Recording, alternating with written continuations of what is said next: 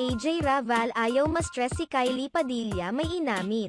Muling nanawagan ang sexy actress na si AJ Raval sa kanyang mga bashers at lahat ng mga netizens na tigilan na siya sa pagtawag na kabit dahil hindi umano siya ganon.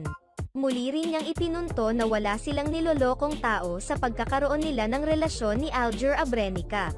Sinabi rin ni AJ Raval na ayaw niyang ma-stress si Kylie Padilla kaya dapat itigil na talaga ng mga netizens ang pagtatag kay Kylie sa kanilang mga sweet post ni Aljur Abrenica. Pakinggan niyo si Kylie, tama na yung pagtatag sa kanya. Nananahimik yung tao. Ini-stress nyo.